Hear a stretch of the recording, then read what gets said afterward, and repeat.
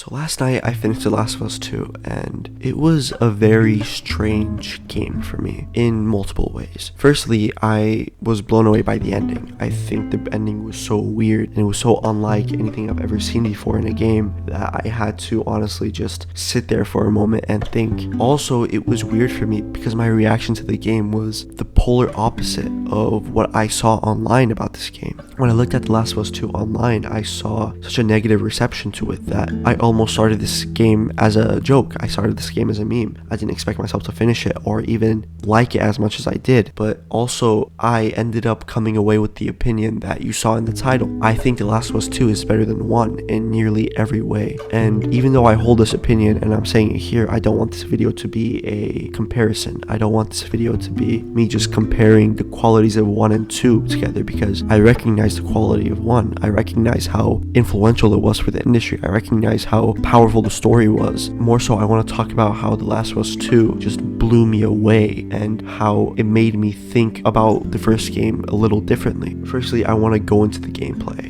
The gameplay is one of the best parts about it for me. Even though I think the story is amazing, the gameplay is just out of this world. The shooting, the stealth, it's just all so fluid. It feels like butter when you play it. You know, doing stealth sections and clearing out enemy camps and just doing anything, it feels so fluid and it doesn't feel clunky at all. The amount of weapons there are in both Ellie and Abby sections, I think the bow and arrow is just fantastic. I think such an amazing stealth weapon, and it's also such a complex weapon because you need to, adjust the crosshair. You need to, be a little bit more calculated with how you approach sections with the bow and arrow. The stealth is also incredible. The way they implemented short grass, tall grass, it feels a little weird to compliment it because it feels almost not that big of a deal. But the way every stealth encounter is structured, it feels like a game of chess whenever you're doing stealth, which I only felt in games like Metal Gear Solid, which is a huge compliment because Metal Gear Solid is an amazing stealth game. Of the silencer,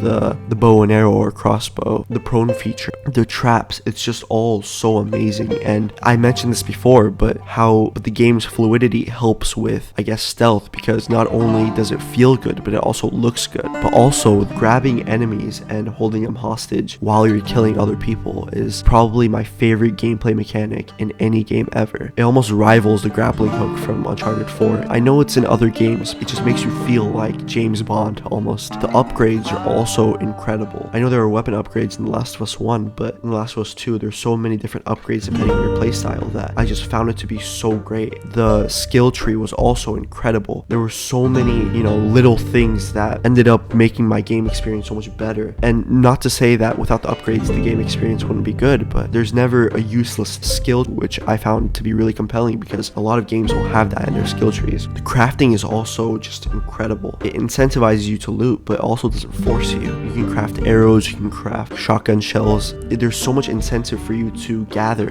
I also think the visuals were just absolutely stunning. I think the visuals were honestly one of the highlights for the game for me. But I understand that Naughty Dog is the greatest in the industry when it comes to visuals. Like, if you play Uncharted 4 now, it still looks like a game that could have came out 2-3 years ago. But The Last of Us 2 just takes it to a whole different level. It just looks so real. It just feels so real. It adds to this, immersion that I can't find in any other game. The performances are also so great. It just almost feels like a movie at times. The set pieces also go in tandem with the visuals, such as the island burning, which is such a chaotic moment for me, and that wouldn't have been possible without the performances, without the visuals, without, all the hard work. Same with the Rat King moments, where there's just this absolute fear because Abby's a voice actor and motion capture actor just does such a phenomenal job at conveying fear. And also the visual for the Rat King is just absolutely horrible and it looks so fucking scary. But now to one of the greatest strengths of the game and the most controversial aspect of it, the story. Neil Druckmann himself has said this in interviews, but The Last of Us is a series about love. Both games talk about the hope love brings and the destruction that love brings. In many ways, The Last of Us 2 is a perfect sequel to 1 because it continues to show the player what love is capable capable of doing, and the monster that I can leave behind. But the feeling of love itself is a huge, complicated emotion, and it branches into different emotions such as hate, revenge, and most importantly here, forgiveness. This is all human nature, and The Last of Us 2 shows us this by making us play as both the hero and the villain. In The Last of Us 1, the Fireflies were the villains because they wanted to take away Ellie from Joel. In The Last of Us 2, Joel was the villain because he took away Abby's father from Abby. Abby was the villain in this game too because she took away Joel from Ellie. Ellie is the villain here because she took away Owen and Mel away from Abby. Abby is the villain here because she took away Jesse from Ellie. It just goes on and on and on, but it just shows us this dangerous, toxic flowers that can stem from the roots of love.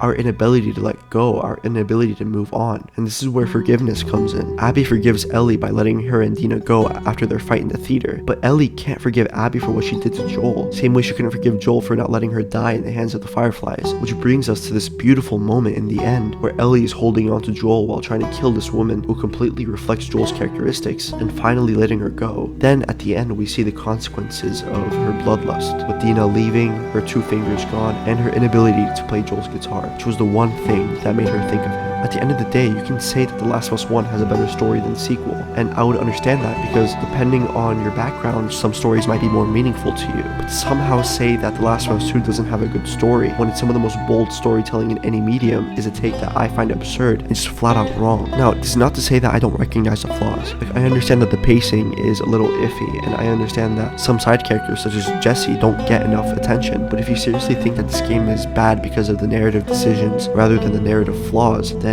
I don't think your opinion should be taken seriously at all. A story should be judged based on their flaws rather than their decisions. In conclusion, I just think that The Last of Us 2 just triumphs The Last of Us 1 in every regard, for me at least. But if you had a different experience with The Last of Us 1, if you connected to it in a way where I couldn't, then I completely understand. And I think that's one of the things that makes a video game so beautiful. It's that we get to connect to it in different ways. And The Last of Us 2 just hit me way harder than The Last of Us 1 did. Yeah, if you haven't played the game yet, give it a chance. I love you guys. Take care.